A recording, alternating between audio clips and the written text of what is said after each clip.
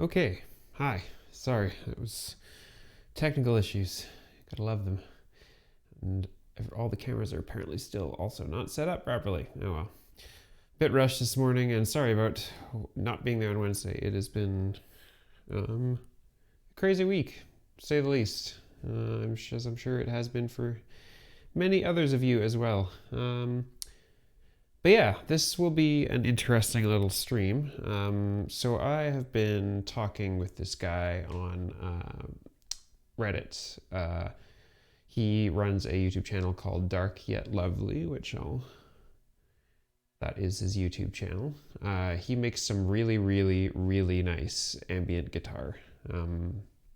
He's quite good at it, and we talked for a bit and saw there was some overlap, and we thought that we would try to do a bit of a collaboration on something, see what it comes out of it, because I'm not really much of a guitar player, as you've probably seen from my past streams, and he knows absolutely nothing about modular, so this should make for something interesting, hopefully. So he sent me a few stems. We sort of discussed like BPM and key and how we might want to make this work, and it made the most sense to us, at least, to have it to have him send me some stems, and then I'll run them through the modular and see what I can make out of that, and then maybe he adds something else after that. We'll kind of see where that goes. I've heard some of this before, but I have not heard all of the stems individually. I have them, however, all loaded up. Well, not actually loaded yet, but they are all present here in the assimilator. So we're gonna see what we can do with this. Some of these are supposed to either be like a relatively tight loop, so I'm hoping that I can trigger them with the assimilator and like to keep things in time, because this is one of my biggest concerns about doing this is like, you know, modular is, if you set it up that way, is very locked into a specific BPM, right? But guitar and samples that are rhythmic aren't necessarily. So I thought maybe we just start with listening to all of the stems here.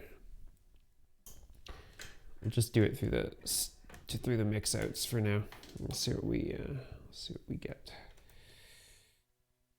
So, just plugging this into the stereo out. And the mixer, let's try AC. I don't even know what this one is, so we'll see. We'll go one-shot mode and just play. And let's have, I'll turn off my own reverb so we get the raw signal, and let's just have a listen.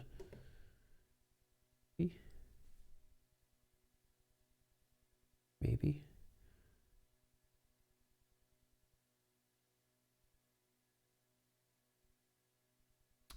I wonder if this is yeah, okay. See, this might be one of those, yeah. So he's recorded each like instrument part separately, so I'm gonna have to just modify the start positions and whatnot of this sample. We'll get the exact start positions and whatnot down later, but this is at least an approximation. Let's see.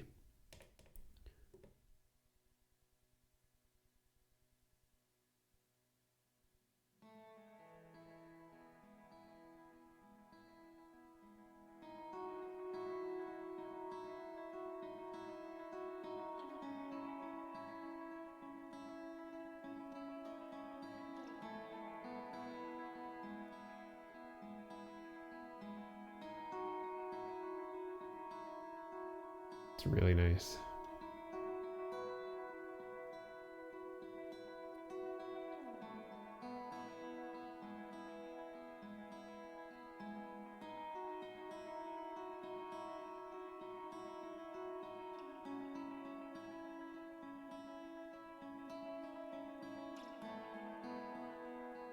So it's going to be interesting to see how we use this. I'm going to just crank the volume a bit. This sample's pretty quiet, actually.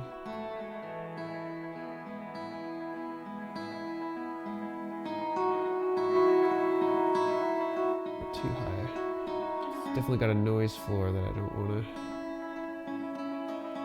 get here, but that's a bit better. So it'll be interesting because I think he's given me a good portion of a song here, and so each of these instrumental parts starts at the same point, right? And then one part will come in at a given time. So getting this all timed so that I can actually loop it or do anything like that might be interesting, but we'll see.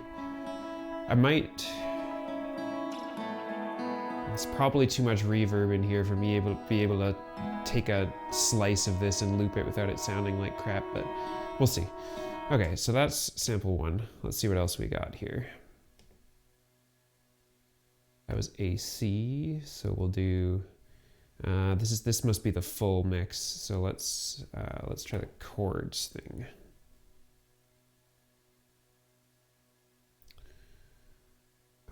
Yeah, this was like 500 megs of WAV files, so it's gonna take a bit to load some of these. Okay, so where is this at? This is almost goes for the whole length, so this will be probably a good one to start with. We'll just adjust the sample end a little bit. We'll get the detailed version of it later. I think I'm gonna wish that I either did some looking at this on the computer beforehand, or I'm gonna wish that I had a Digitact or an Octatrack that is easier to adjust the start and end points. But anyway, okay, so one shot, let's listen to that.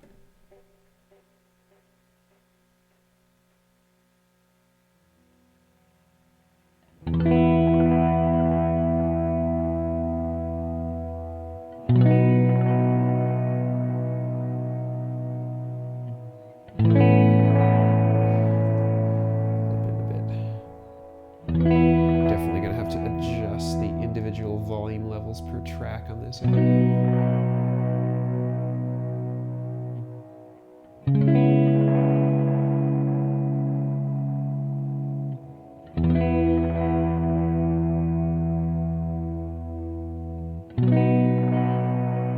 wonder if I could time this. Let's see.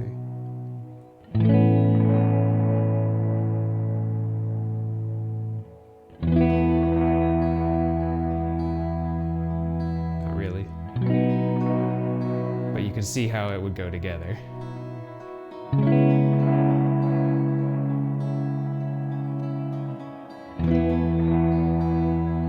I think that was the wrong chord, but anyway, we got the idea here now. Okay, so that was that, and then I think there's one more demo mix, guitar chords, and oh, there's two more. There's ice, and then there's like a specific reverb track here. So we'll see what that does. Is this loaded, or is it still? I think it's possible the assimilator might not have enough memory to actually hold these samples, all of them together. Okay, so let's clear out one of these channels just so we can hear it. I might have to go back to the computer here and do some editing there. We can have a differently styled stream on the computer instead this time, which is weird. But okay, so why aren't you loading Ice L? Let's clear you again.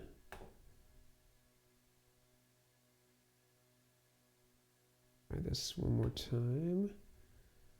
Face left.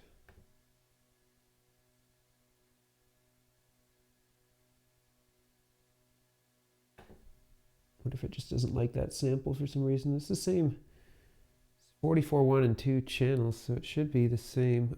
Oh, did it just load? No.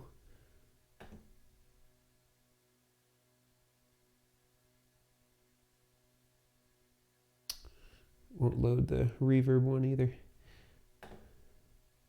Let me just power cycle this. I wonder if it's got it all in memory. In which case we're definitely going to have to edit these tracks, because I don't think that you can do destructive editing on the assimilator. Okay, so we're going to load up our folder again.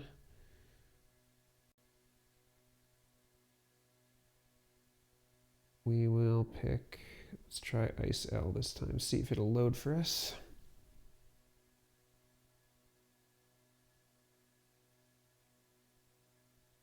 Looks like it's trying to do it this time.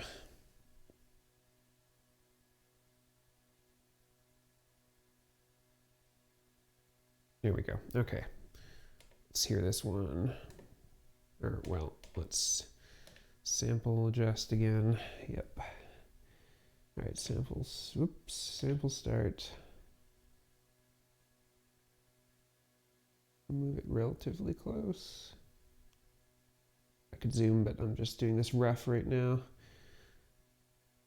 And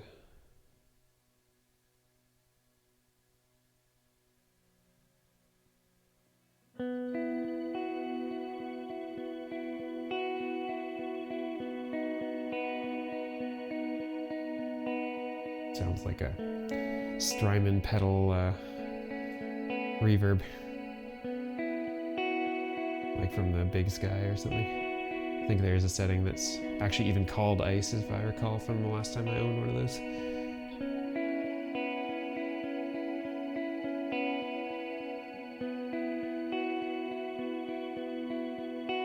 Definitely sounds nice.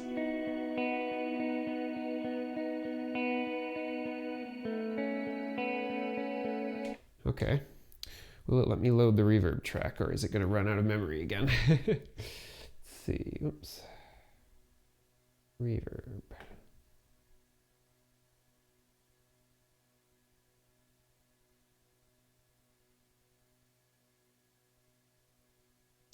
Nope.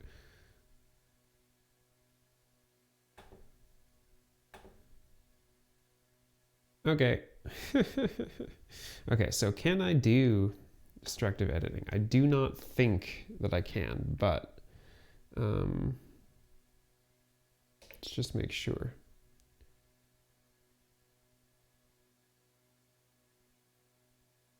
Yeah, because all I can edit is a sample start and end, but then I can't. There's no like long press or double press to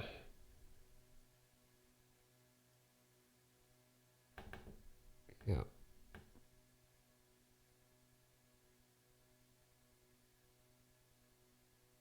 Yeah, I'm definitely not going to be able to edit these inside the assimilator, but okay, what I could do is we could put one of them into a reel on Morphogene, because I'm sure I'll end up using that. So let me just grab the manual again from Morphogene. So we're going to clear out the reel first.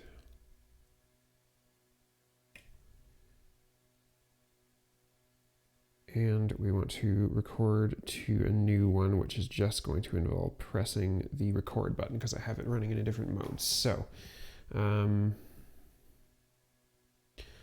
question is, which one should we use? Which one? I feel like maybe the chords might be the best suited for the Morphogene. I don't know. Let's try. We have to power cycle this again so that we can actually get the chords out of this, but okay, we'll load the folder again. We'll take the chords. Now we're going to have to do a bit closer sample editing here to make sure this works out. It doesn't have too many gaps. To see if it sounds good with the current Morphogene settings I have too, with the reverse and the reverse fifth. Hopefully it's good, but we'll see. Okay, so luckily the sample start in this one is actually already pretty good. Although it had a weird, like it started off with something weird, like that little bit.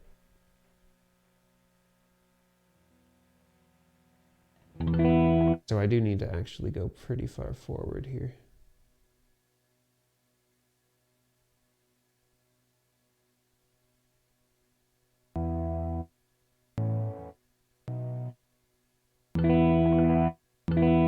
That's pretty good. Okay. take the sample end. Hard for you to see this, I'm sorry. Okay, that's sort of good enough. So let's take the L and R out of Morphogene.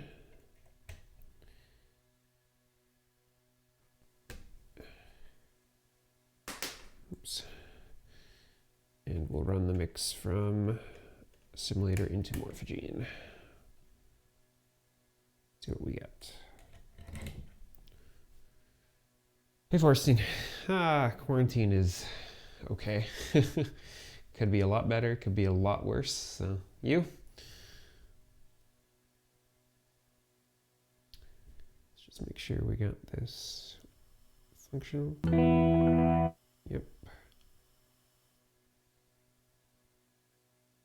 Okay, so remember Morphogene records based on the position of the sound on sound thing, so we gotta have it full left to start. So let's do this. Let's see what we can do.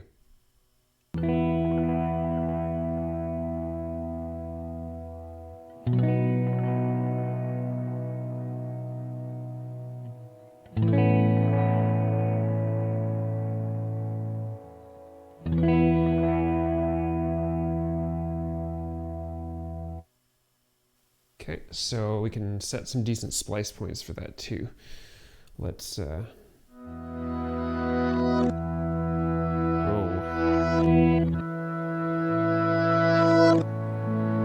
Shit, that already sounds good.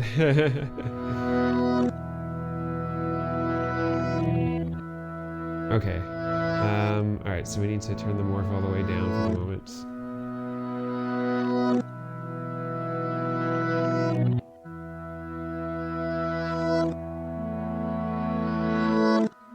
Still playing in reverse. There we go. Yeah, I know what you mean about that. I don't even have that small of a place and it's already feeling small. Oh well, at least I got this stuff. Okay.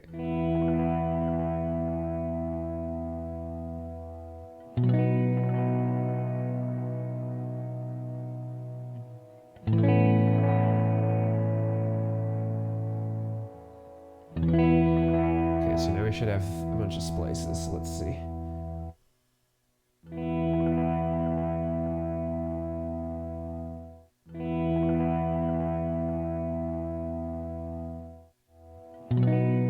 Not necessarily timed the best, but it'll give us some more interestingness.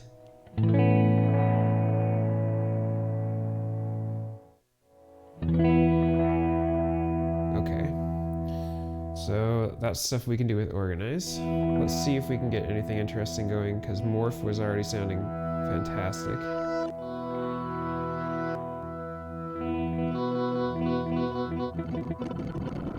Not so much with gene size.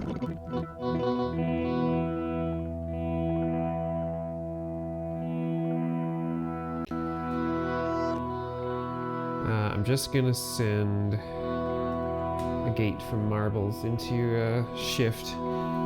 Just probably not going to be the end goal of what I want to do here, but can see what doing some variation sounds like.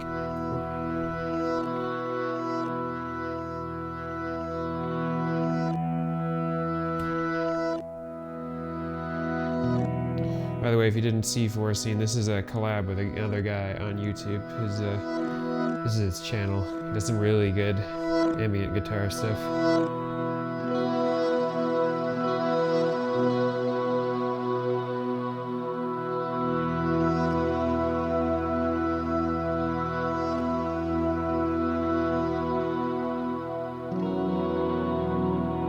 Oh, I'm doing okay, Alpha Stair. It was a crazy week last week, but I finally got a chance to get back to doing some music stuff, so that's at least good. And you know, things could be a lot worse here in Canada, so can't complain too much. At least I'm not in the States, that's all I can say.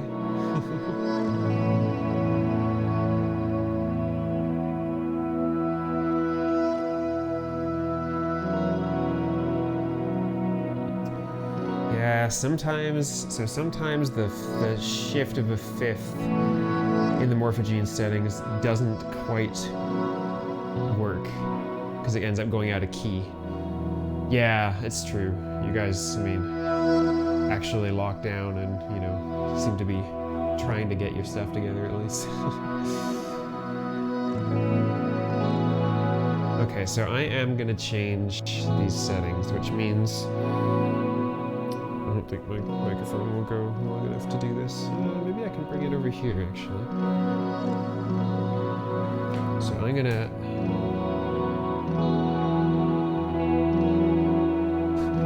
What? Oh, like they're like, oh, I'm gonna learn woodworking or whatever. you almost made it sound like they're trying to make music with power tools and ending up in the hospital.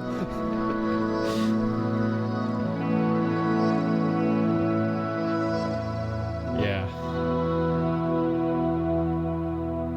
Definitely people are getting bored.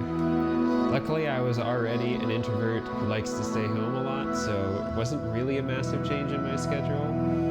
For me, it's more like groceries and getting food for the dogs and so forth that's changed. So. Okay, so let's see if I got the right.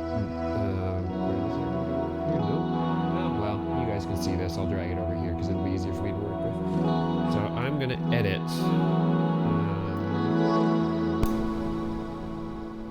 Pull out this SD card and edit the morphogene settings here.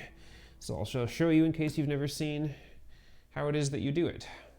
So just a sec, I'll get it moved over and we can see.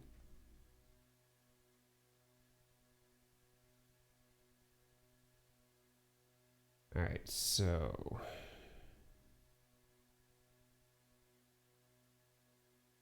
The sheer number of people going live feels like extroverts bombarding me in my own home. I love it. It is true. There has been so much streaming going on. It's kind of crazy.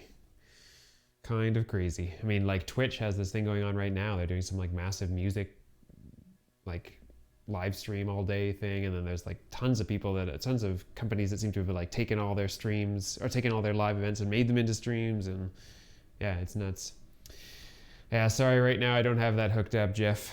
I don't have room for the Ornament and Crime right now, and my plans to make room for it are sort of stymied by no one being able to sell anything right now.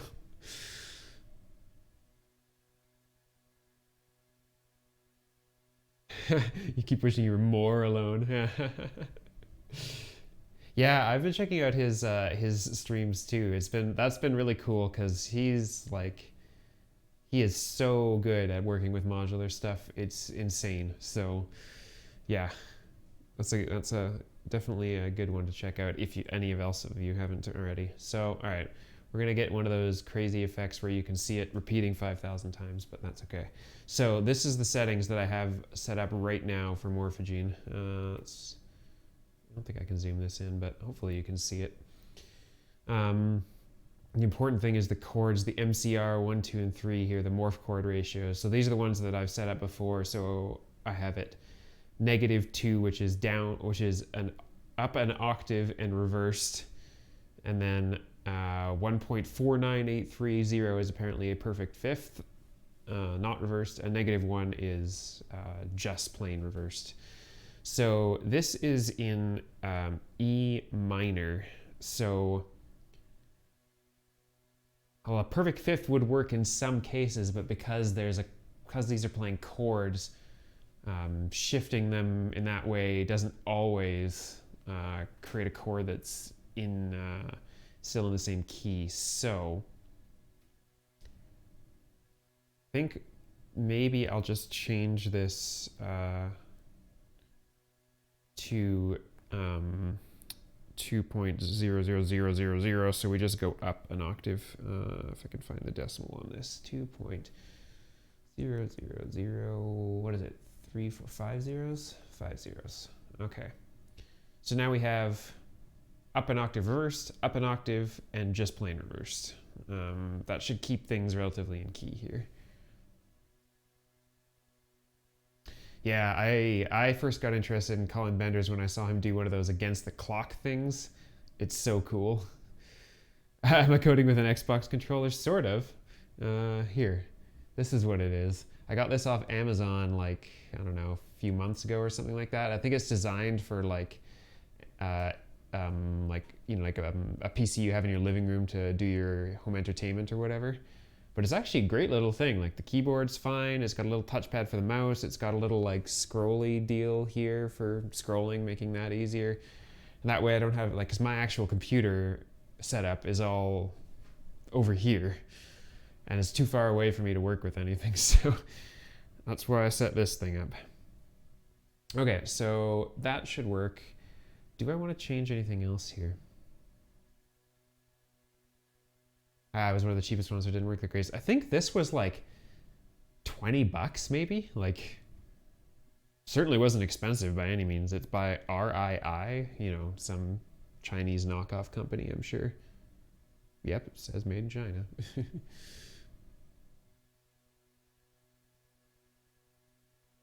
Okay, so this looks good. Oh, other than I think I overwrote something here. Yeah, I need another backslash for the comment. The other thing I was going to maybe change was the record option could stay as it is. Gene smooth is, I guess, nice to have in our case here. It just makes it so that when you transition between genes, it fades it in. We saw it last time. A newer, improved version, yeah, maybe. I was also thinking about not varispeed.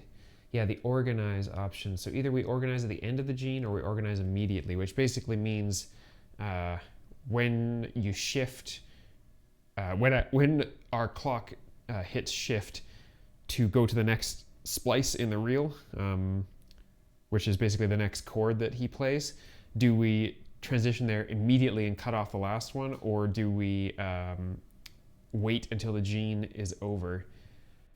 I've never actually tried the other mode, the organize immediately. So let's, oh shit, hit the wrong button. Let's try that. There we go. Okay, so we're gonna try this. We'll see where this gets us. Okay, back to everything. Let me grab the SD card.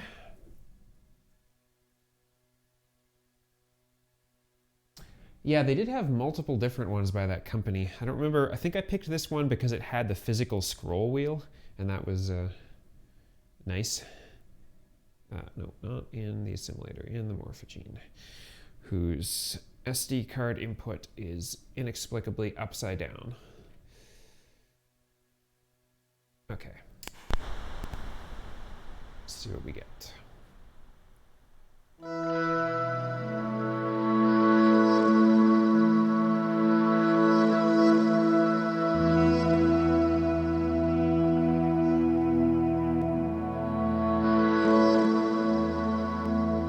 Might be a little too much high octave, to be honest.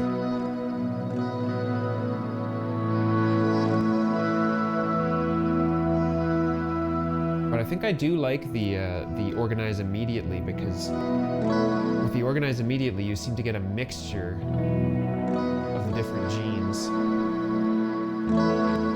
Oh wait, no, hold on. Let me just watch the splice light here.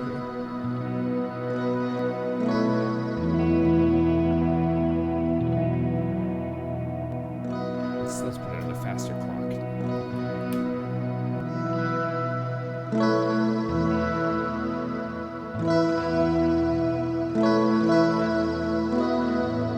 No, I think it's actually cutting it off. Okay. All right, so we got to change those settings again. That's okay. It's turning into a morphogene class. Let's do this one more time. Where'd you go?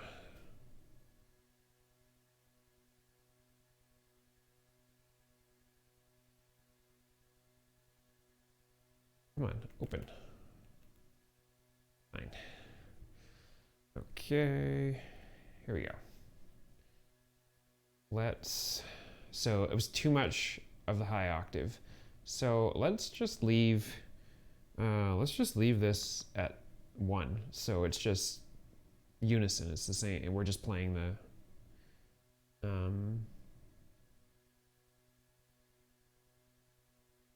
I don't know. There ought to be a chord ratio that I can actually use here, but just got a do for input module. Nice. Yes. It's much more fun feeding things into Morphogene from outside, I think, personally, than other synth sounds, but I'm not that great at the Morphogene either, so no, it's on order. Okay. Yeah, I could play around with each of these, but given the chords, I don't know. The minor chord, can we always... Oh, because he's playing different chords. Oh, yeah, I don't know enough about music theory to do this. So we're going to leave that at that, and we're going to change the organize option back to organize at the end of Gene. Oh, if I can type. All right, there we go. Save that. Get back to this. Let me grab the card.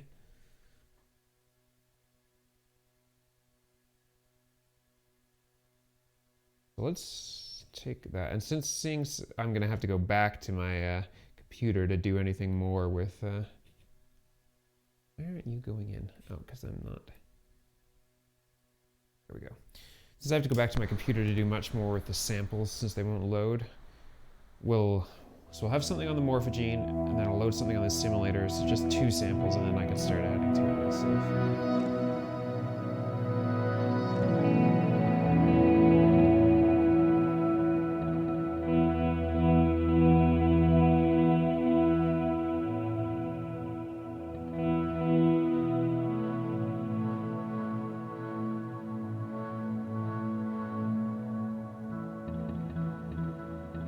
I feel like this would do well with some delay. So let's... Or maybe clouds. Maybe clouds. Let's use clouds. Oops. Smack the camera some more. I just found, by the way, I'll see if I can put a link to it in this video if I remember.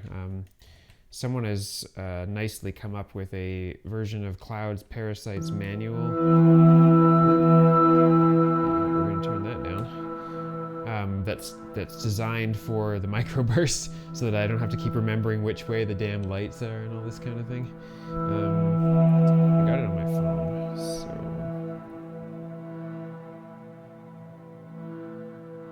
This is on resin ester mode right now, so it's probably going to sound like crap, but... okay, my downloads, where is it?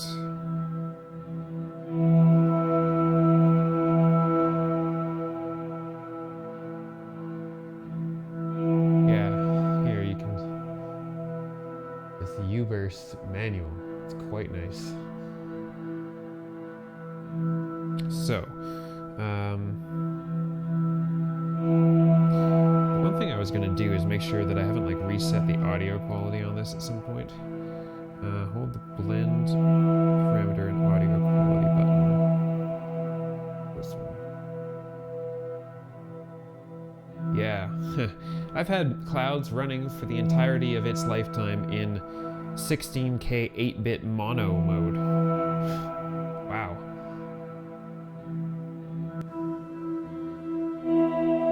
There. Now it's 32K 16-bit stereo. That is hilarious. I've had Clouds for over a year, and I've never changed that mode. I wonder how much better it's gonna sound now. That'd be really hilarious. I mean, you could already hear the difference, right? It's already actually in stereo. Oh man. Now it only has a 1-second buffer time, but whatever, who cares? Okay, so I think that Morphogene itself is already quite granular, so how about looping delay mode? Let's try it.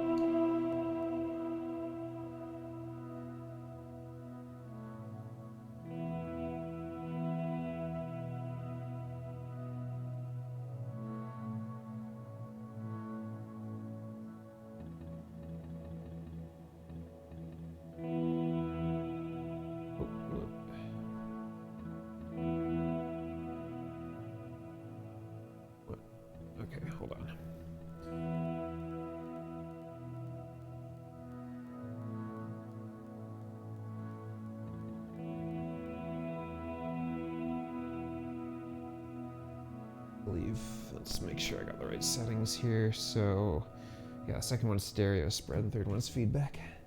We definitely want lots of stereo spread. Oh my god, I gotta stop hitting these things. You know what? You can come out for now.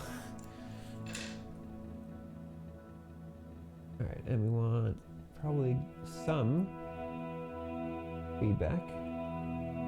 Lots of reverb.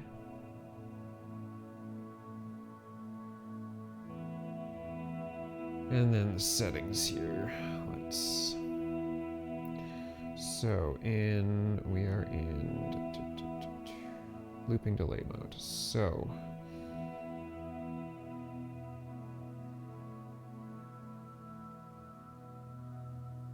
size controls, overlapping windows for pitch shifting, right?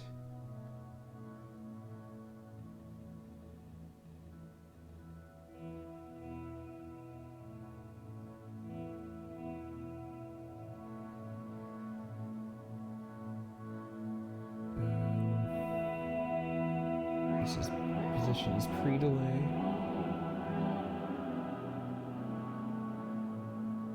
Fusion. This is low pass, high pass, and blend.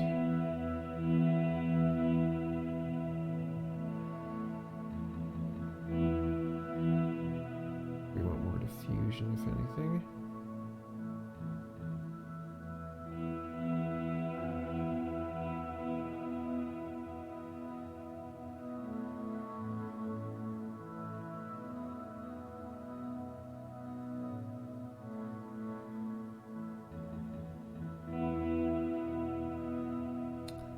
This might not be the right mode. Let's try it. Let's just try it in clouds mode. How about that?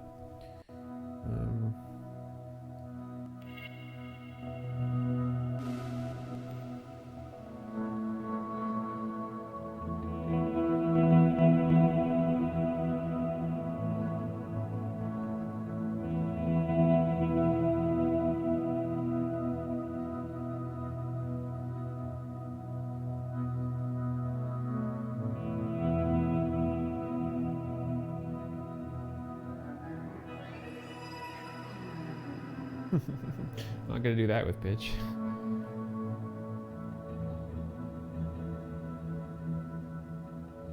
I'm also gonna change from using a gate on shift to a random value into organize, I think. Because otherwise it feels too static to me, I don't know. So we'll take it from Pam's here.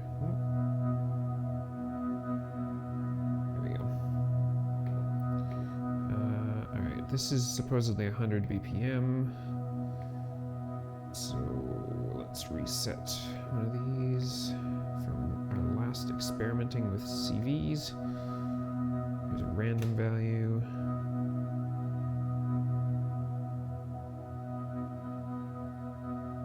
Let's make it a little bit faster.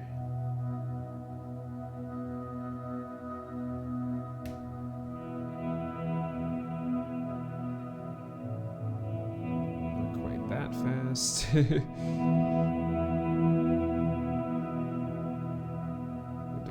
4 maybe.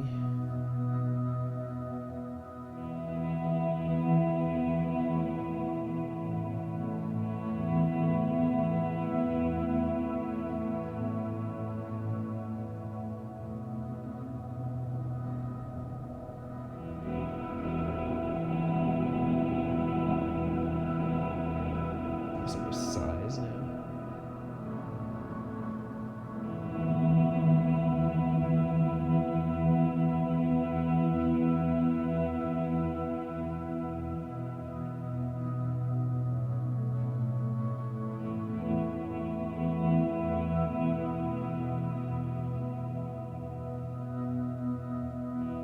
It's actually kind of incredible how much more clarity Clouds has now that I actually put it in high quality audio mode.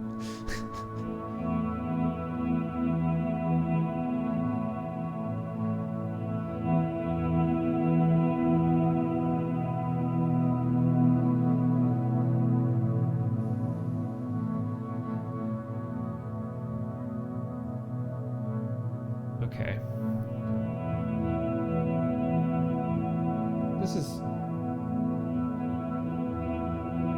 interesting for a start, especially if we were to modulate size, but let's do that later. Let's get us another sample out of the assimilator here. See if it'll let us load it without having to... Oh, I already restarted everything, so it got blasted out anyway. So he had the chords, he also had the ice sounding one, and AC, which was I think just the raw, like little arpeggio kind of thing that he had going on. So let's use that one.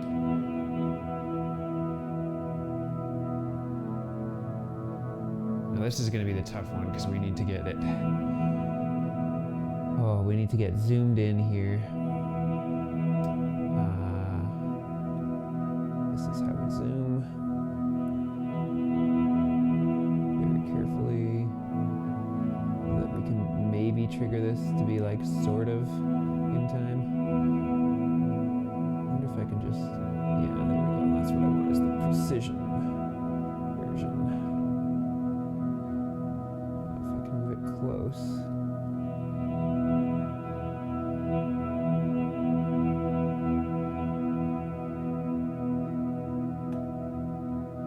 Zoomed in as much as I can.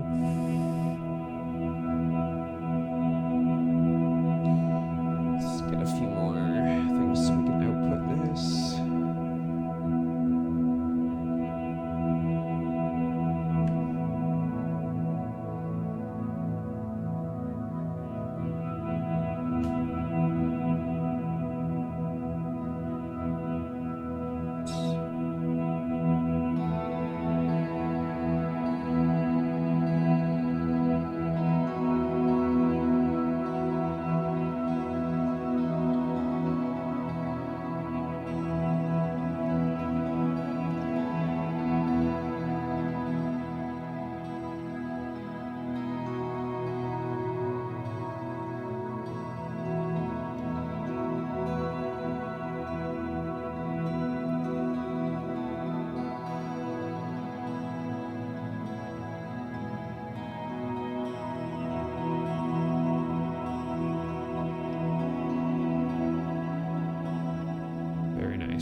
Very nice. All right. Maybe we could put that through Rainmaker and give it a little more delay.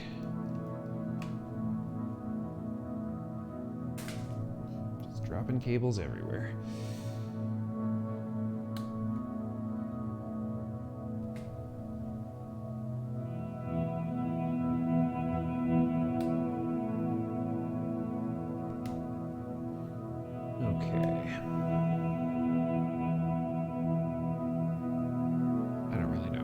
Just try.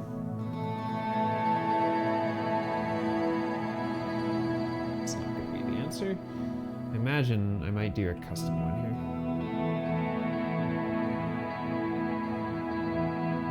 So I'm going to need to get these to sync clock for sure. So let's do our usual little run and clock from vector just in case we need it.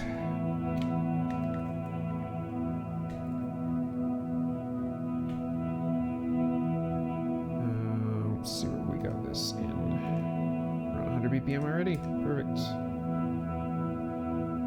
Okay, and we're going to have to mult out the clock.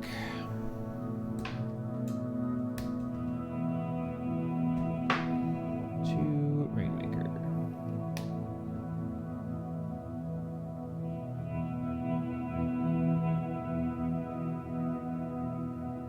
Yeah, okay, good.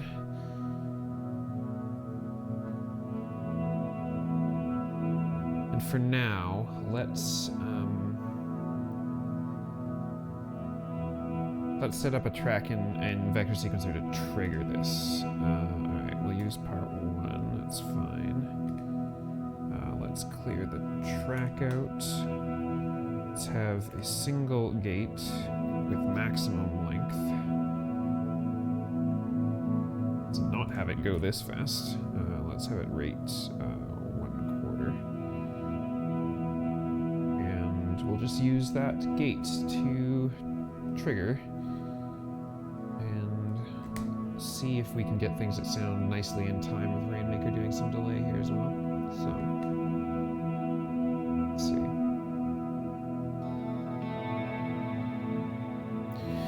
Okay, the answer is that I can't make a gate longer than one, apparently.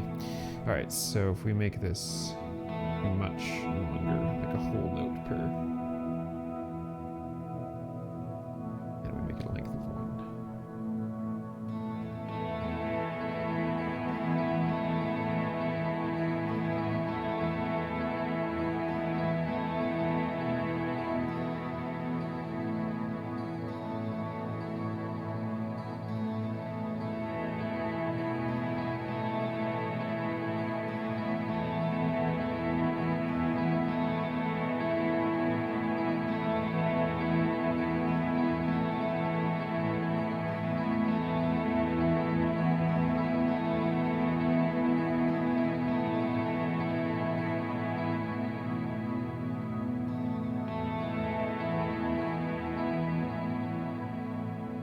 It's in time, so that's good. I think this one tap is a good starting point for this thing.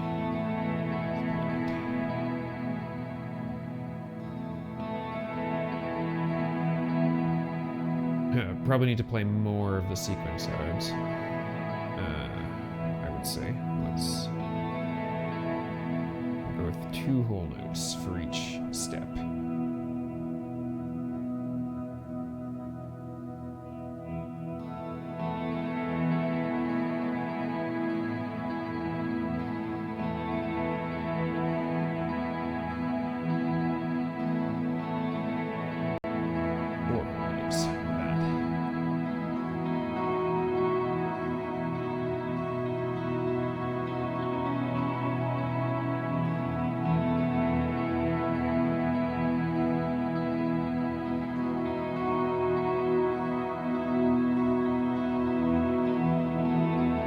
The other thing I could do with this sample and might do in a simulator is use that mode we talked about in the last stream, the chop versus explode mode. I think it's the explode one that I want, that basically divides the sample into equal lengths and sets each one of them up as a zone, so that I can have this choose different parts of the little arpeggio thing that he's got going on.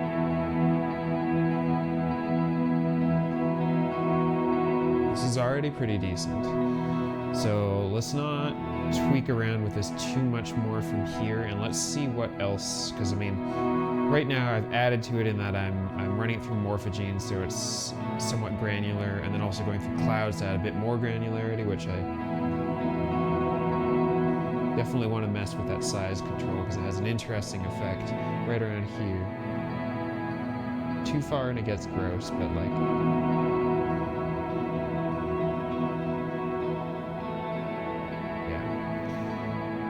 so, what can we add to this? I think that rings will sound very good alongside this. So, since we haven't done much with it before, let's get Tetrapad going in its little keyboardy mode.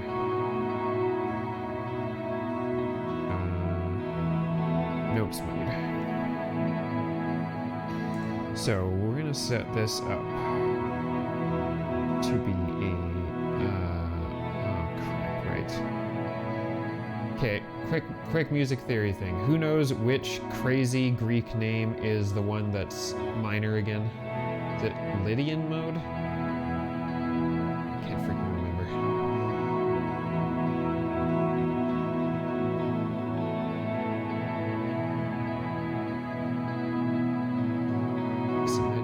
Okay, try that.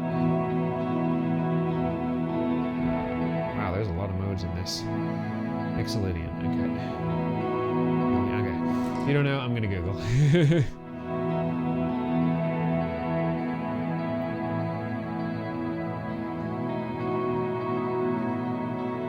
Let's see.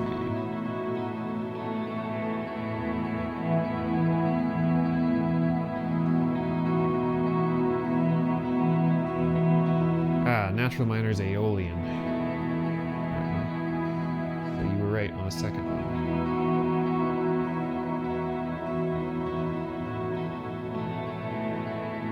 I guess I should have specified. I don't know if he's playing in. When you say when you say that you're in the key of E minor, it must be, I guess, natural minor and harmonic minor, and all those things sort of fit into the scale, right? So, I think. Okay, so back. So we set that up. We're in Aeolian.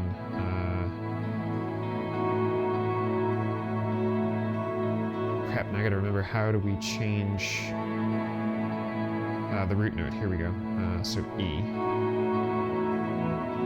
Okay, so let's just see if we can play something with rings now, and it sounds okay. They are like minor, like natural minor versus harmonic minors. I think like one note changes or something like that. But yeah, mine is super rusty too. If I even ever had it in the first place. Okay, so we're just gonna take the root note out.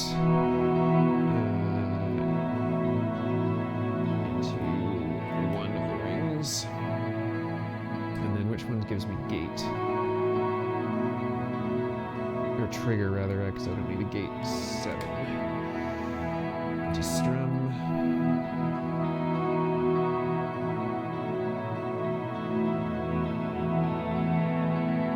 Let's see what we can do on this. I bet you it's going to sound best in the inharmonic string mode.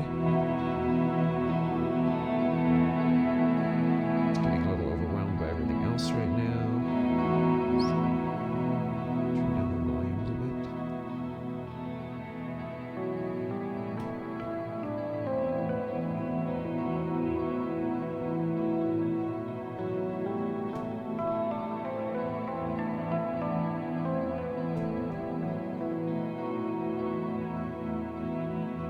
I don't know, is this in the same key?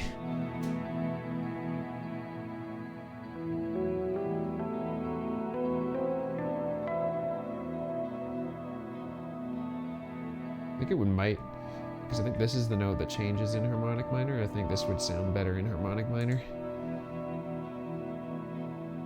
Or melodic minor? Maybe it's melodic.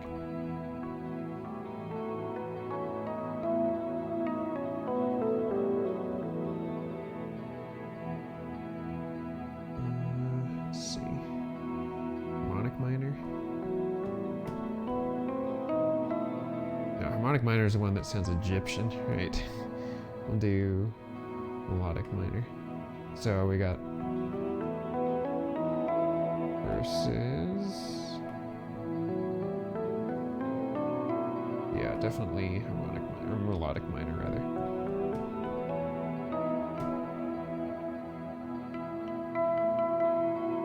Grandpa was a piano tuner and would drive from BC to Saskatchewan every year tuning pianos. No mileage charge if you feed me. Ha, that's amazing.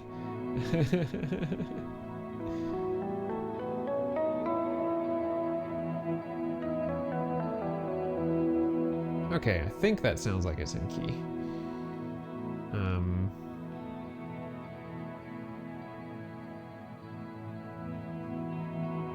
We're gonna turn the gain up on this channel, so that I can turn the volume up on these two and still hear. Not that much.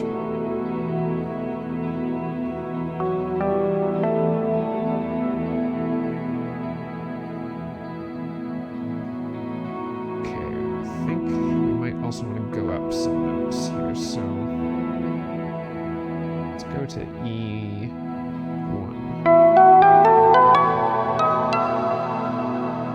Loud. Oh my goodness, all my cameras are all over the place today, I'm sorry.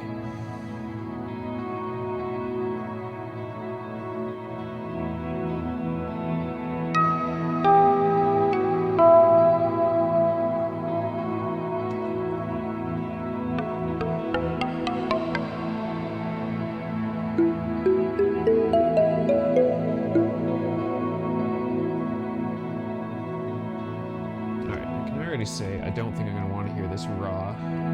Let's put it through Lo-Fi Junkie. See if that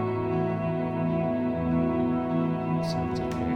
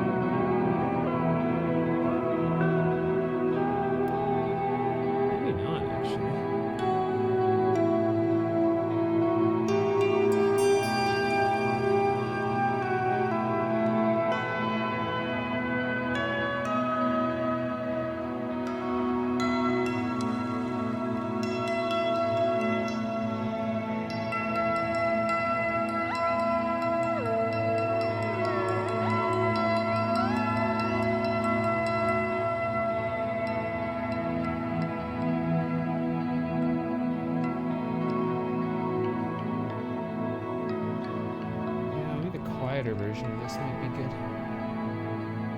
I'm not sure, but it doesn't actually sound that good through Lo-Fi Junkie. Putting it out of tune doesn't really sound in place with the guitar being very well in tune. Okay, maybe we can do something with... No, because Q-Pass is not going to be that great for this. Alright, for now, let's just continue to go raw. And I'm going to take this out of TET and we'll use a pitch and gate from a vector sequencer and see if we can come up with an interesting sounding pattern. Certainly not whatever it's doing right now. Part 2. I'm going to clear this part. We do not want it to be this fast. Maybe triplets will sound good, I don't know. Give me something. Give me something. Not generating gates. Why? Are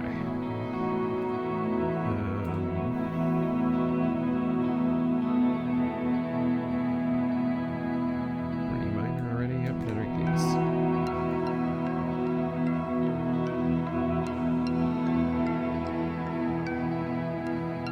Let's not use Berlin mode. Maybe we'll try an acid mode.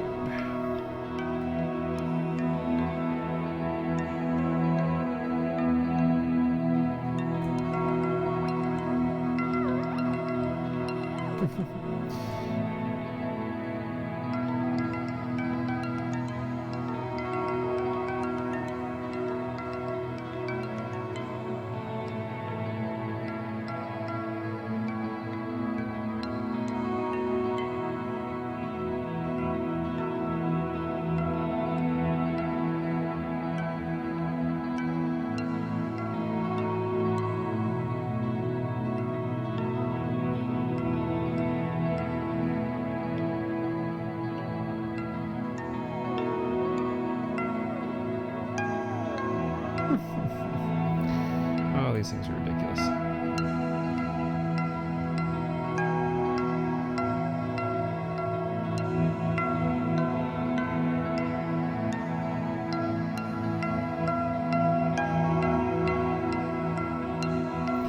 What I'm really wishing that the vector sequencer had was an arpeggio generation mode. It would sound more in place here, I think, but try some of the other weird ones, so like 357.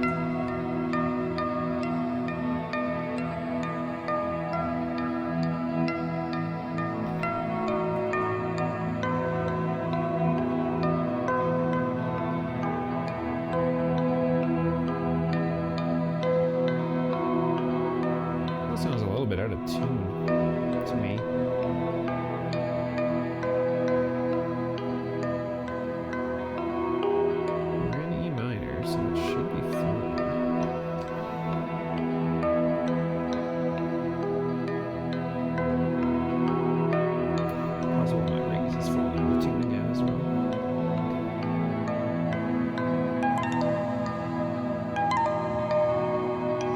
Some of the weird sequencing modes of vector sequencer.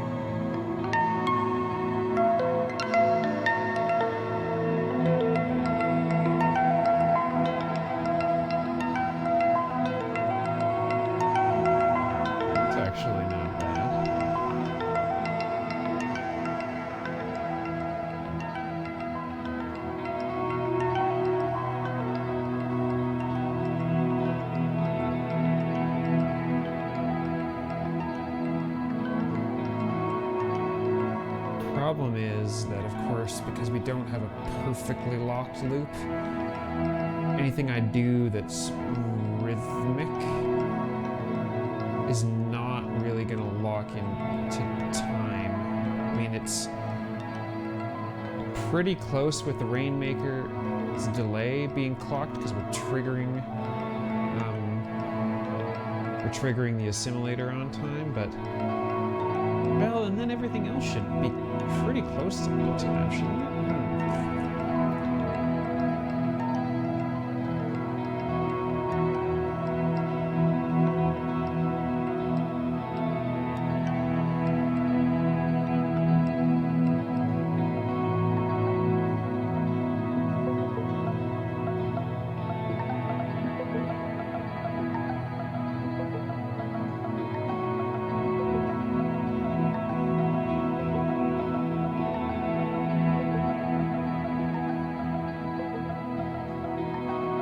Trying to listen and see if I think that everything is actually matching up. I think it might be.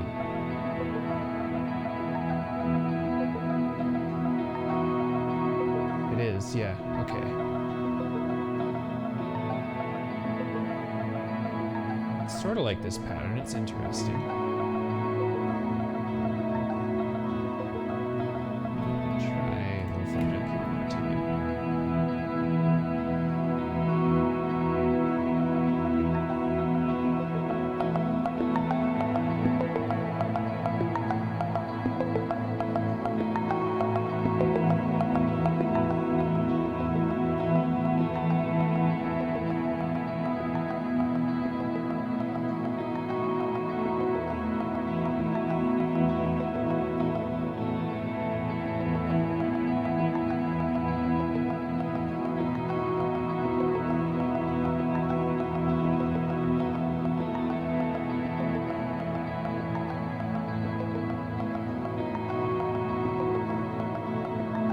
Okay, it's an interesting enough addition.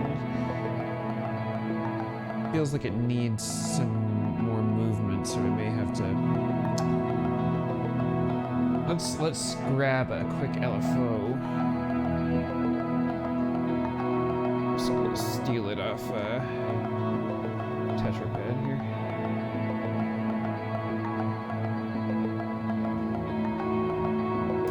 Let's see what we can do in terms of variation to this sound.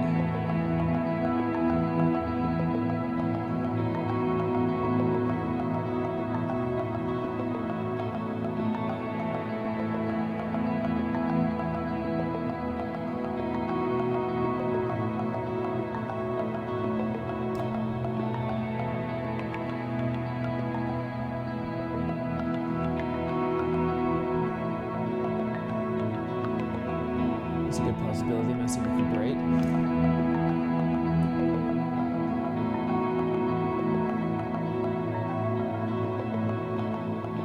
Everything's not bad.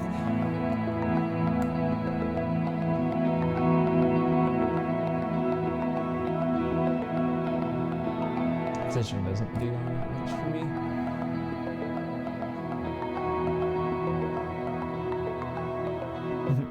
Obviously not FM.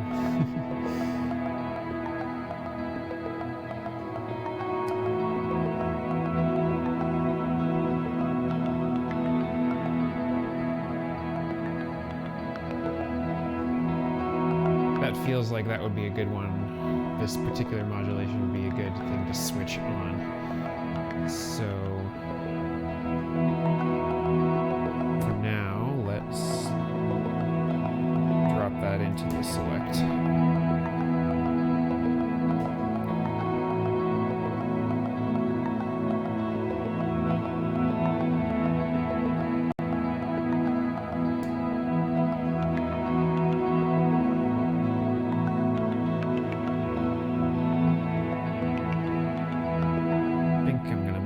LFO out of PAMs just so that it's easier to sync up.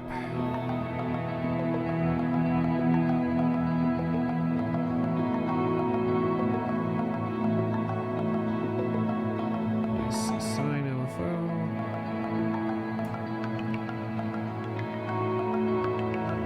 Not quite that fast.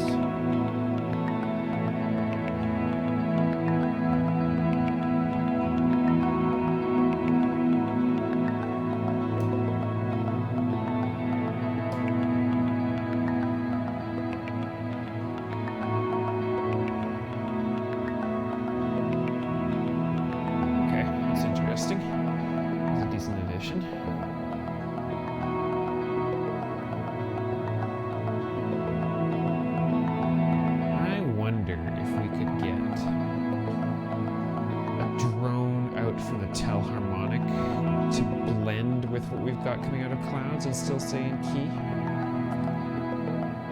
It should be possible.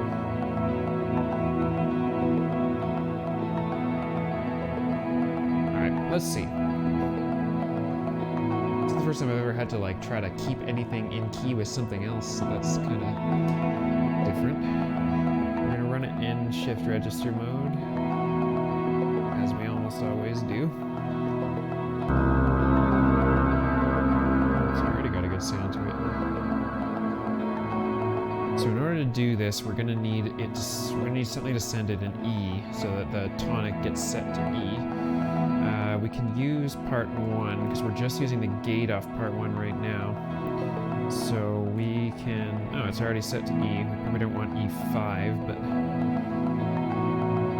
let's try E3.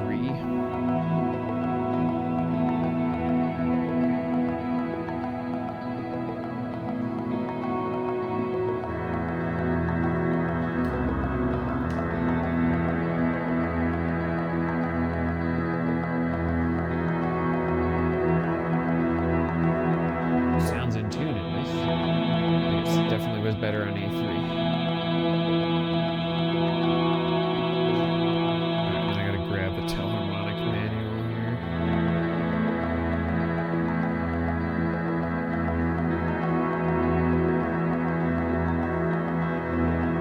Just to remember because I need to pick out the minor thing. The minor interval setting, I should say. Right now we're in suspended chord. Minor tri is the next one up. That should be minor triad now. So let's give it some gates and some randomness to degree.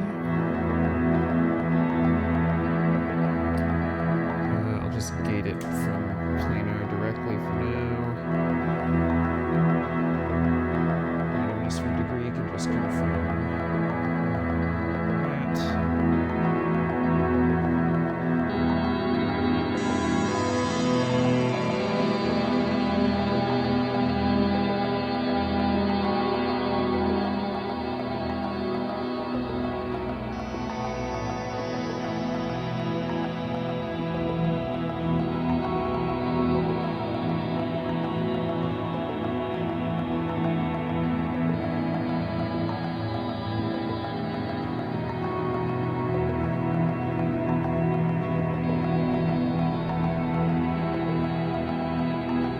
like it's heading the right way. Let's put it through QPass. So it definitely needs some filtering.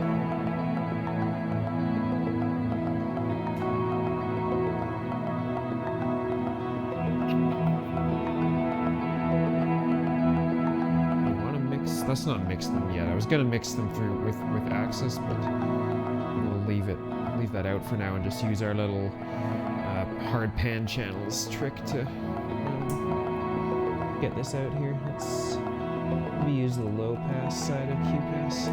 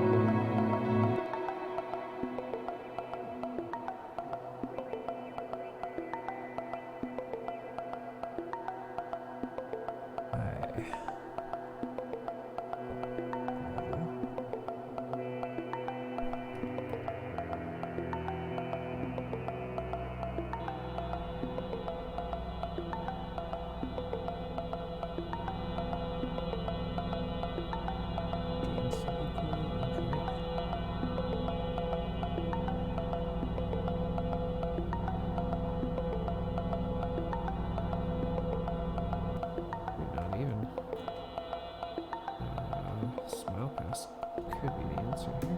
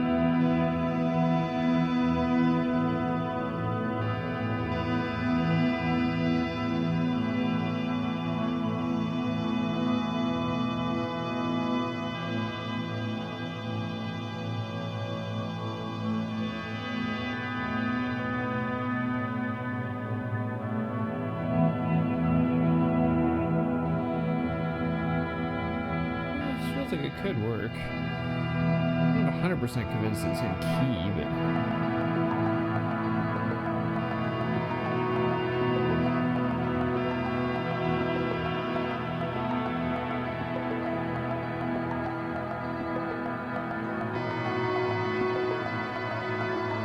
I also feel like it might need something.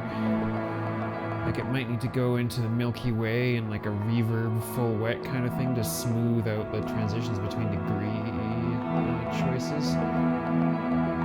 Because it's pretty abrupt sometimes, and I don't necessarily like that.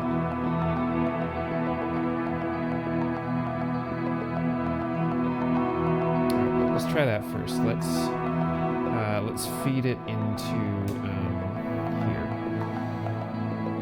to the Milky Way.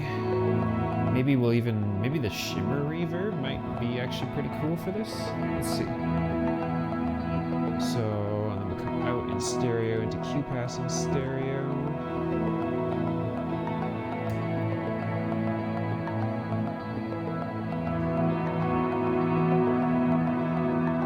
Definitely liking that pattern we added in with rings. Okay, so I'm just gonna mute everything for the moment until I can remember which one is shimmer reverb. So 1 sec.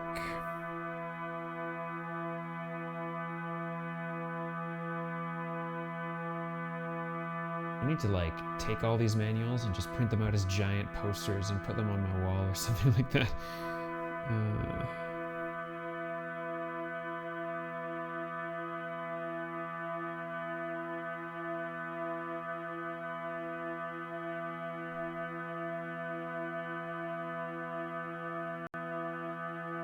And then we're obviously going to modulate the hell out of Q-Pass, because we always do.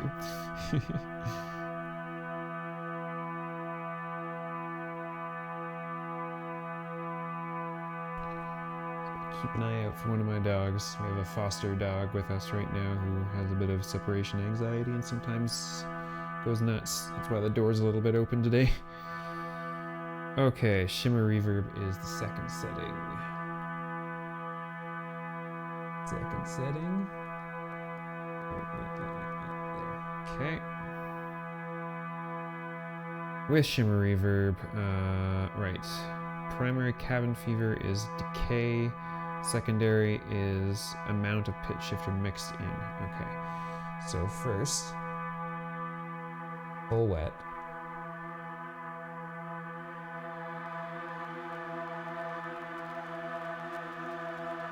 Weird. Why is it breaking up?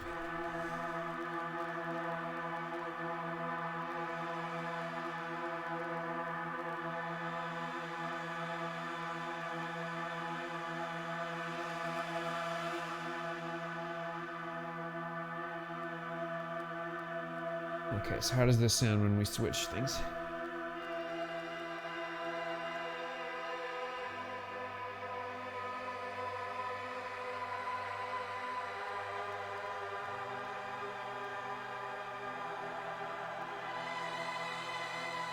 I don't like that it's breaking up, but...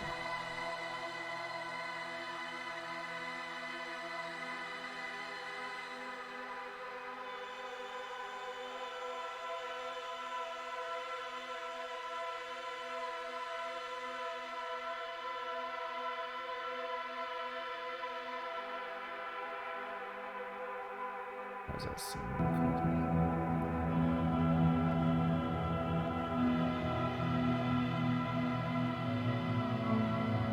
I don't think I like that. Okay, what other reverb options do we have? All shimmer, stereo room, plate, and spring. And gated, but I don't think I want to do gated reverb on this.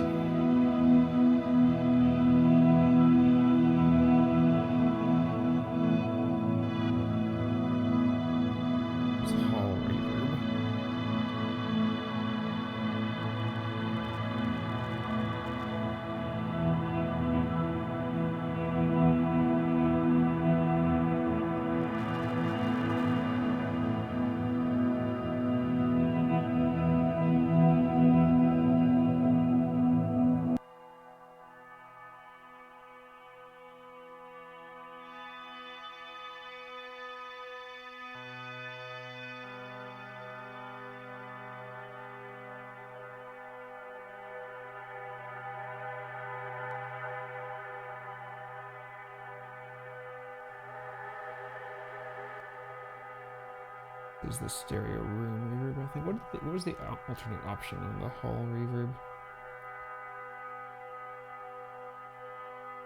Fixed high pass, but I don't really care about that. Stereo room is room size and stereo spread. Oh shoot, no. God, don't go into that mode, please.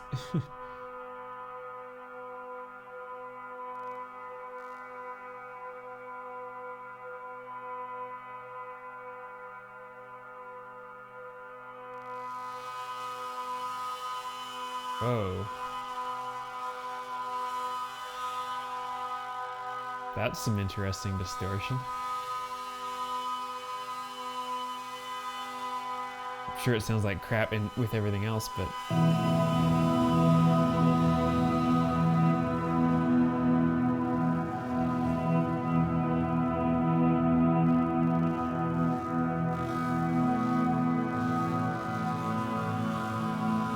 maybe not, actually. With a bit of filtering?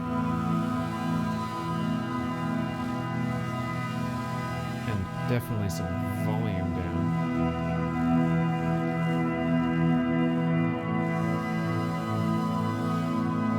It's actually kind of cool. Okay, so... if we want to do that, we probably need a low-pass filter.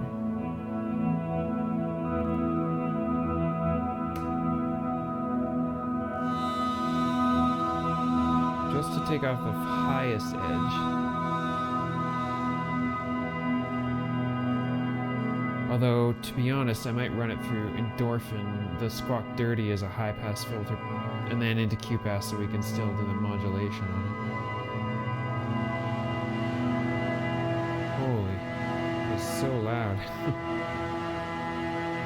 Don't want it to overwhelm everything else, but...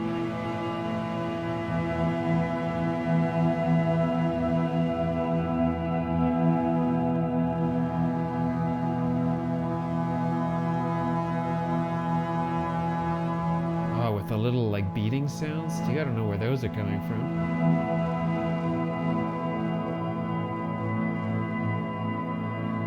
Okay, let's rewire this a little bit so that we can still use Q-Pass. So we'll go up into Squawk Dirty. I don't know if these will reach. Squawk Dirty back to Q-Pass. Oh, they will. Okay.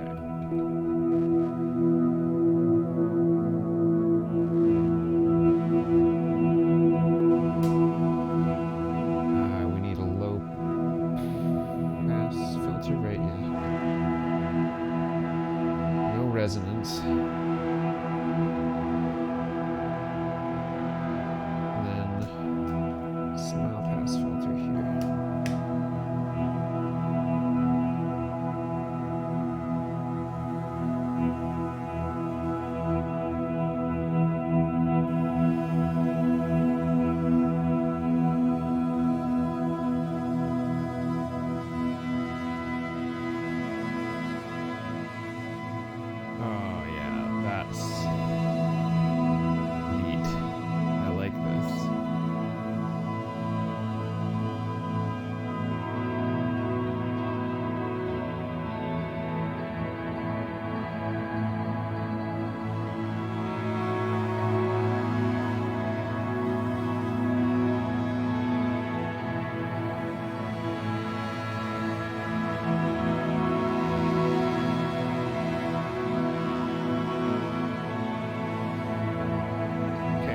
We need is Q-Pass modulation. Lots of rotate left, lots of rotate right, lots of frequency. So let's take a third Pam's LFO.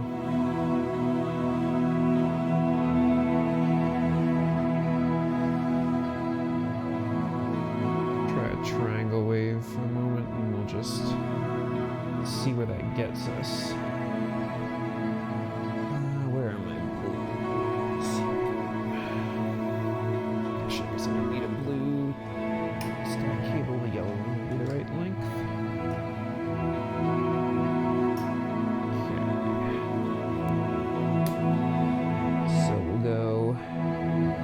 Into everything. We'll go into rotate left. We'll go into rotate right. And we'll then also, still really small, patch cables left.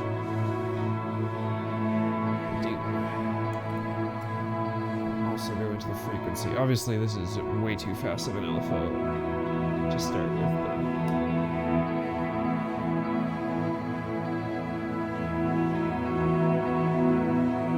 Maybe I'll do the little trick that I've actually done before here. Let's take this out, take the random value out of the teleharmonic for the moment. We're gonna use its slew track actually to sort of related to what we did in the 1CV challenge thing. We'll take this value that we're already doing and we'll send it in here and slew it a bit.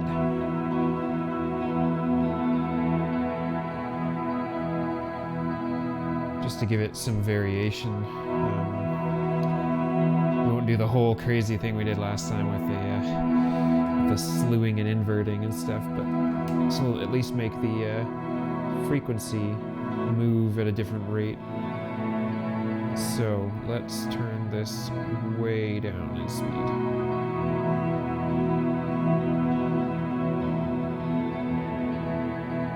We need another value for degree here, so we're gonna have to steal a random off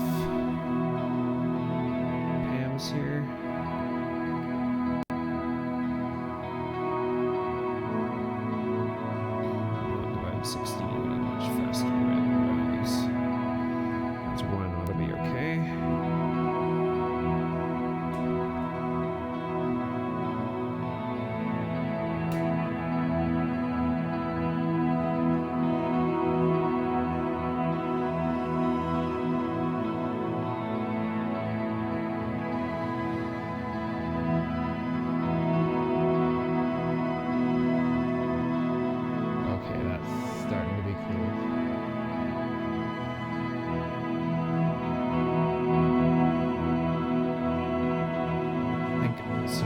I'm gonna take the gate that we're using to trigger the little arpeggio, and I'm gonna mult that and use that to trigger for the D gate on teleharmonic,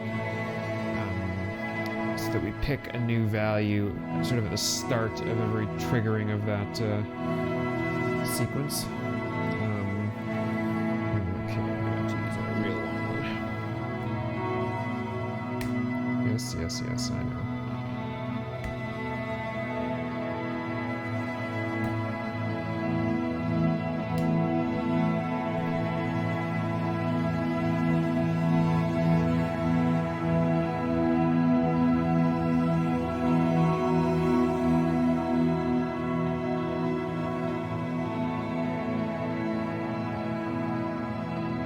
Want it to be more frequent than that, but I'm just going to give this a listen for now. Oh. Wait, how is it gating? Why is it gating so often? What? Watch. You see the gate out?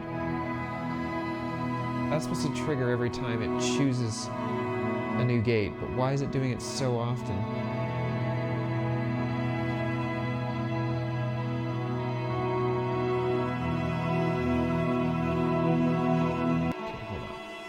Listen to this on its own again. I'm not sure that it's actually shifting right here.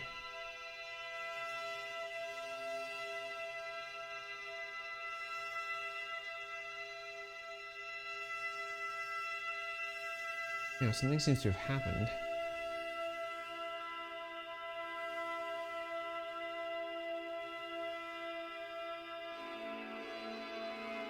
It sound like garbage for a minute. I'm just going to reset it back into...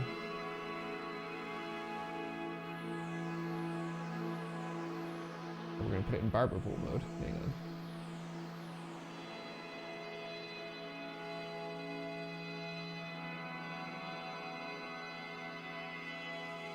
Okay.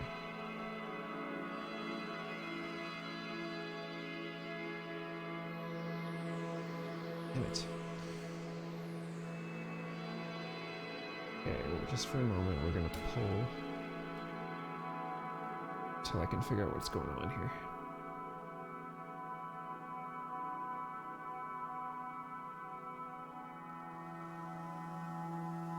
Okay, now we should be good.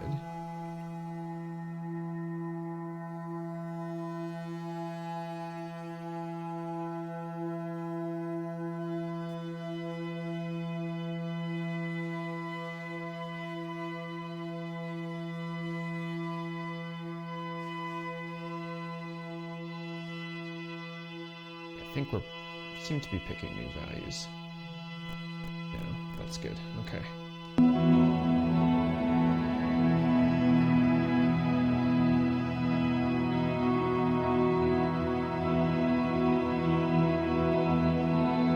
I do think it needs to be gated more often. I don't think it is doing well with that.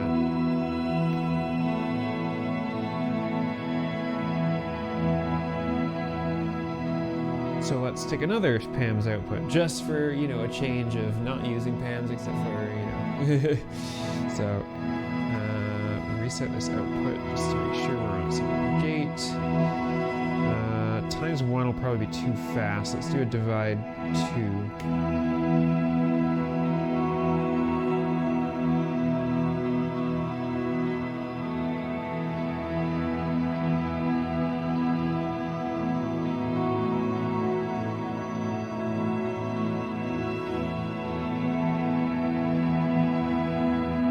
I'm also going to make our modifier for the Q pass faster. I just want to hear if it, I want to hear what it's doing.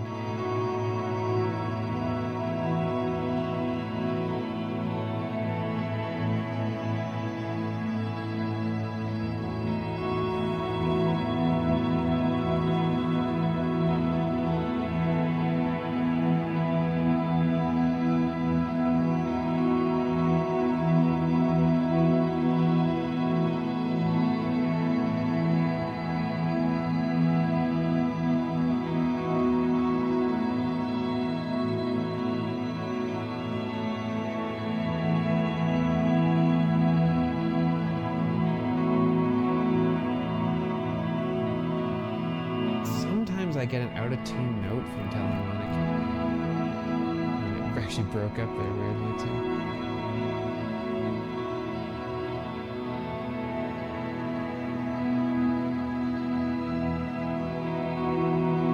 I feel like it's...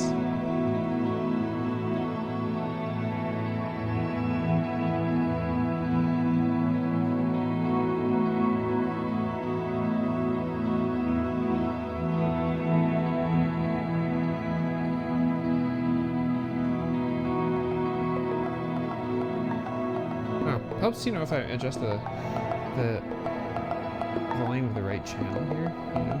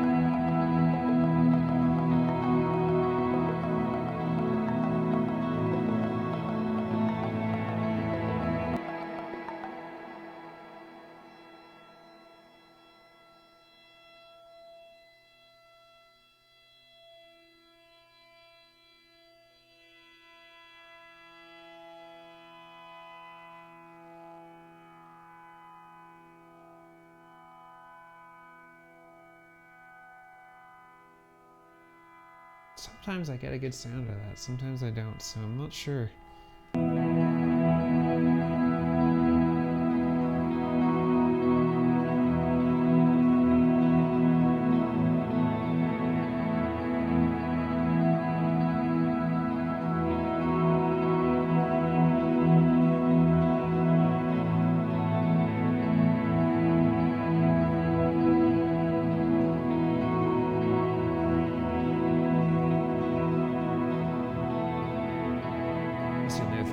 also take the H out, put it into the other side.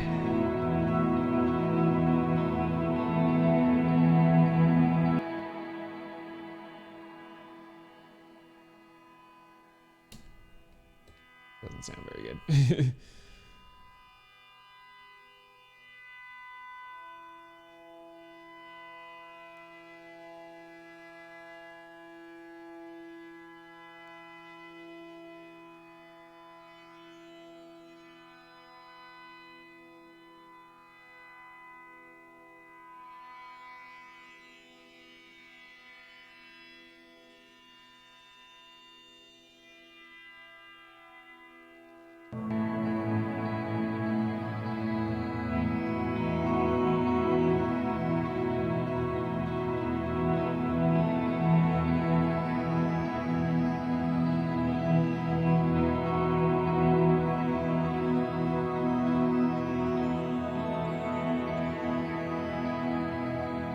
Does sound good with the centroid, I think, if I manually modulate it.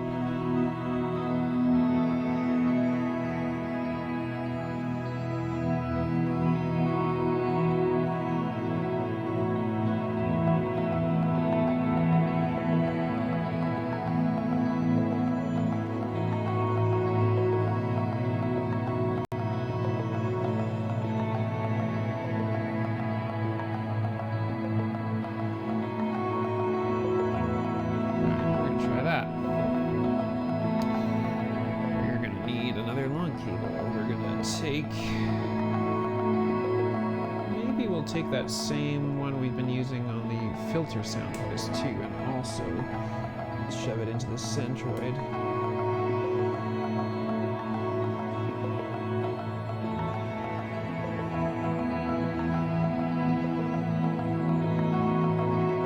What do you think? I think that sounds better than it did. Just on its own, it's...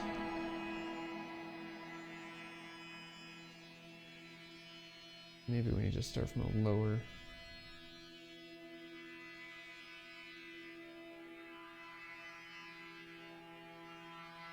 I think I might actually want this to be a slower LFO. Take this, number 6. Go with slower, slower, slower. Like divide 8 maybe. Reset it and use a sine wave.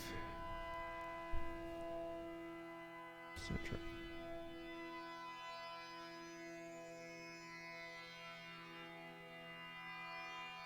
Still slower, I want. By 12.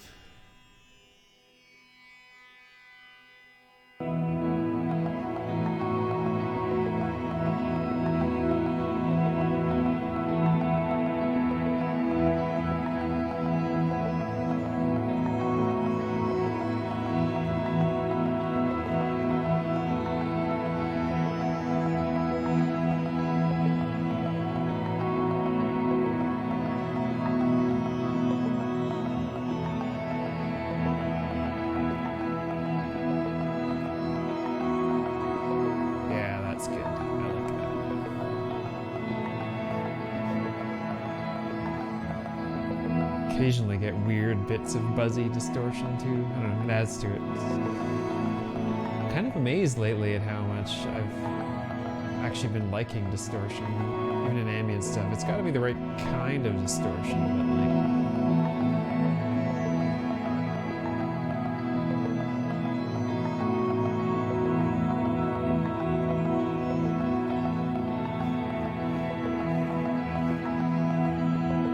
It's a little too much volume, just a hair, and see if we can cut out that little crunchy bit that keeps coming up in the left ear, or my left ear. I have no idea if I have everything actually routed to your left, but...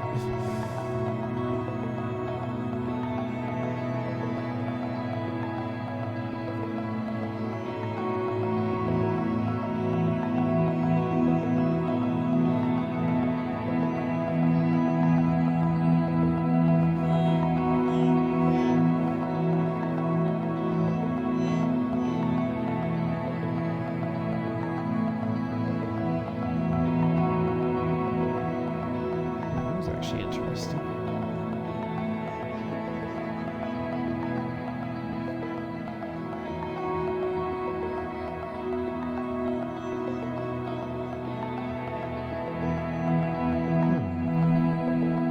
Makes me curious.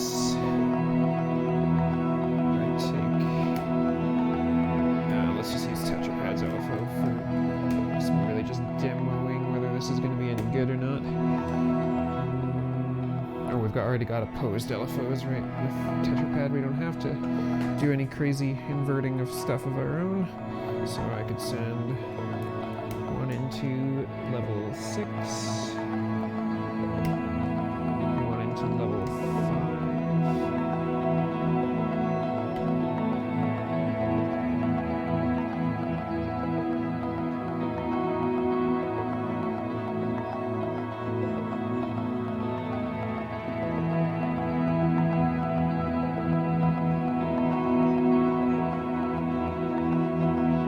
Hey Nightworks.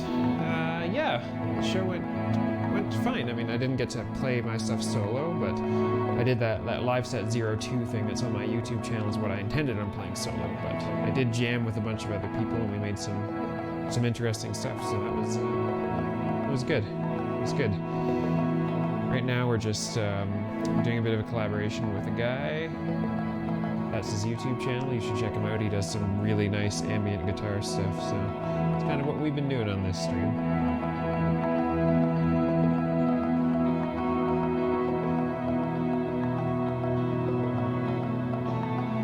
This was sort of good, but I think it would need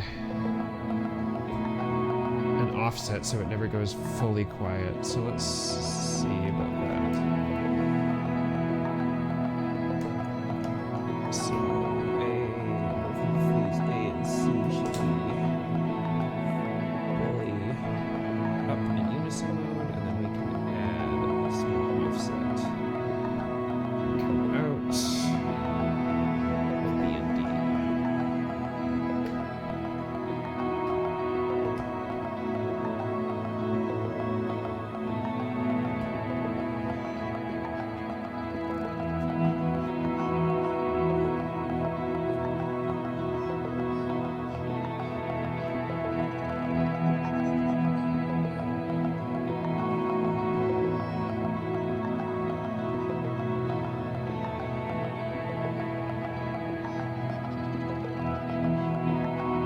This is essentially a poor man's pan because I don't have more stereo channels, but that's okay.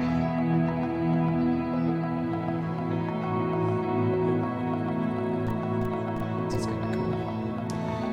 Sorry, give me 1 second.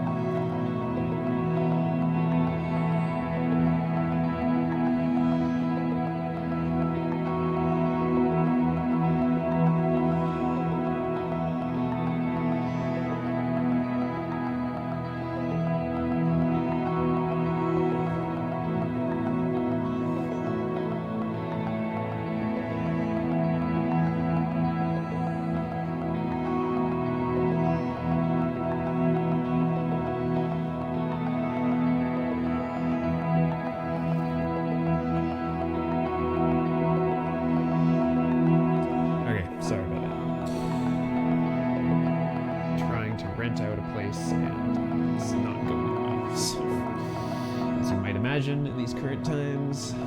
Yeah. So I kind of like this LFO that gets faster and slower on that. I'd probably want to be able to turn this on and off. So then I could send this through select to be able to turn it on and off, because I can do 2 channels switch simultaneously. I'm running out of cables to do it with though, but let's see, we would take these, which are gonna have to be longer cables now. So we'll take B and D.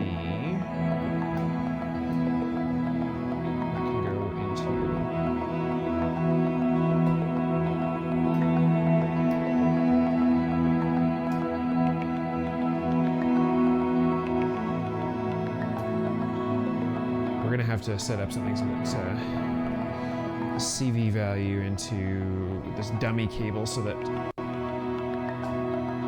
can, yeah, we have to set a dummy cable into select so that it's not normaled all the switches together, so that we can do this little change that we had lined up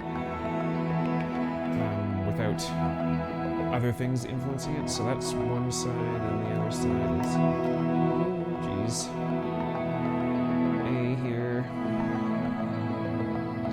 D, and then we'll come out of both of those and go into the volume inputs.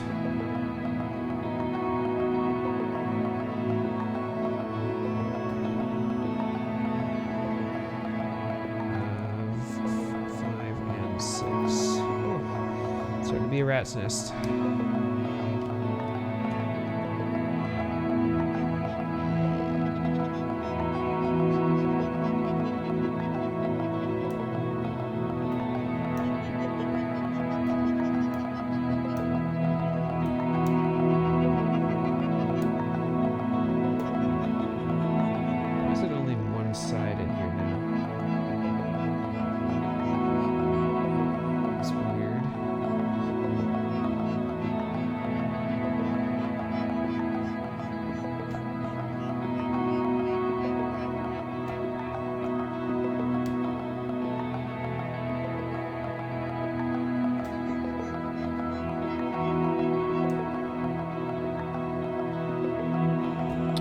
Actually isn't going to work, because when you don't send any signal at all, it takes it as 0 volts and then cuts off the levels.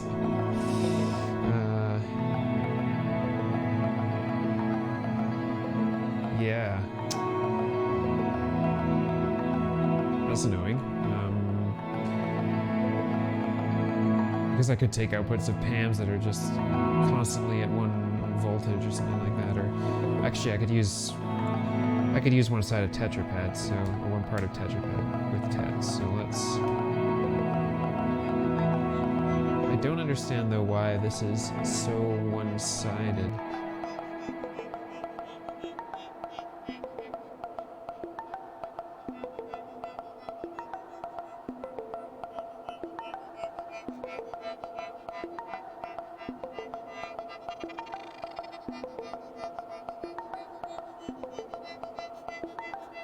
Okay, that's a bit better. And now it... Right, okay, so now if we change tetrapad, the second one, to be a voltage bank. Voltage bank? Voltage bank.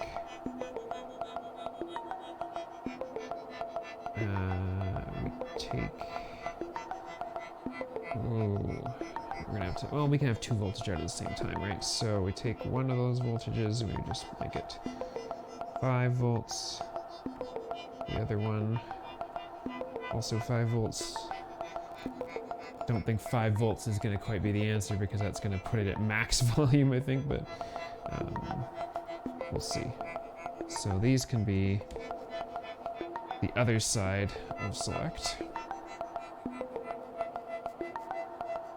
B side. And now we can switch between LFO version and... it seems to actually be 5 volts is the position of the level indicator, so that's good. Okay, That's a start. And then the other thing we wanted to do was have the speed of the LFO that we're using here be influenced by another LFO, which is very easy to do with TET. We just go into CV. We'll choose CV input X1. Will be pad 1, and we want it to be LFO rate. So we'll take in, let's take one of the LFOs we've used already. This one from PAMS might be too fast, but we'll see. Into X.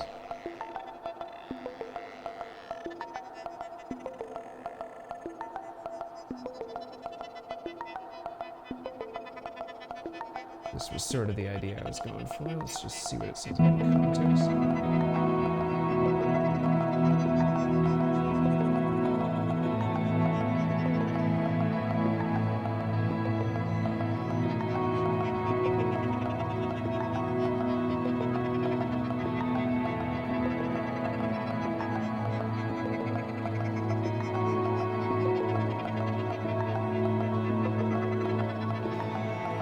Since we're using that, let's also make sure we clock this. So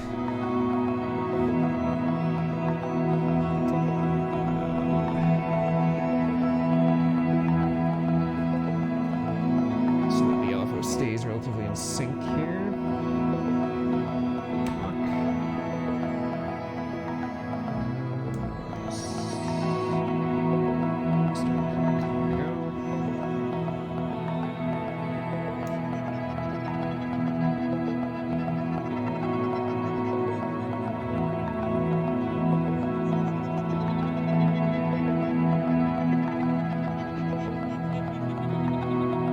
We definitely don't want that modifying LFO, I think, to be that fast, but it's the right idea.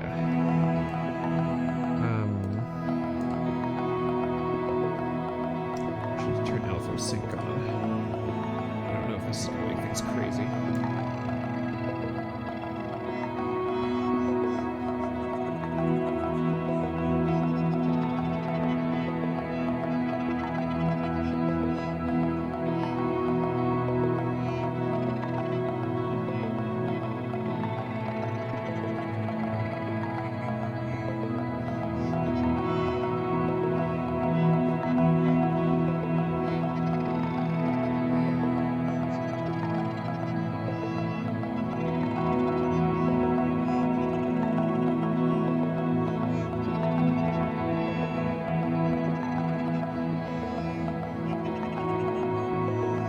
Is interesting. I think the LFO rate now is coming in as a clock divider instead because I've synced it, so I don't actually like that. Let's turn LFO sync off.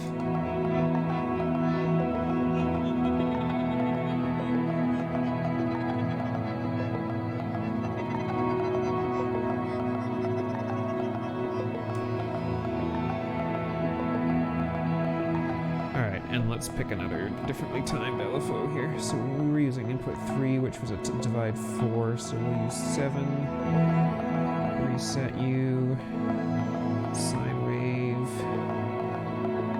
We'll try a divide, I don't know, something weird, 6.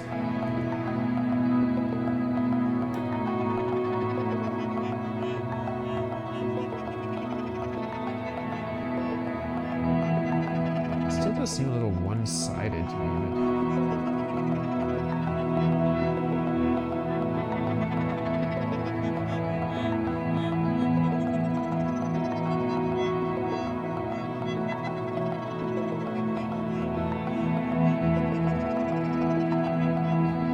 I think the sound is just really one-sided.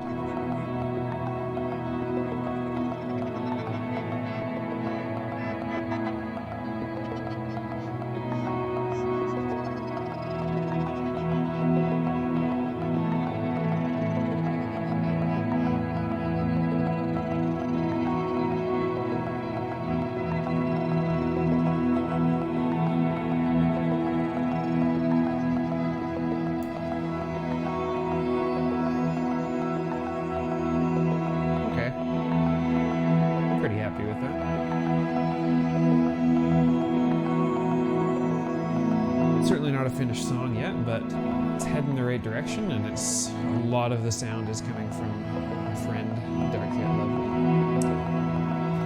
So, I think that I'm probably going to call it there. I made some really good progress with all this today. Yeah, thanks everyone for stopping by. Appreciate it, as always. And let me see. Have anyone interesting around?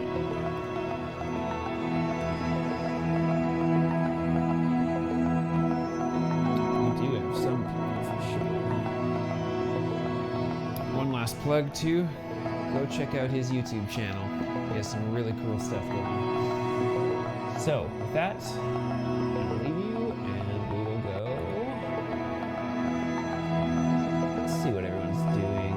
Some talk show going on there. Asmus got a bunch of hardware gear going, so let's send you over there. Hi Atari Quest, sorry you caught me right at the end. I'm just finishing up here, sending everyone over. So hope I'll catch you at the next one, and I will see you all on Wednesday, I do.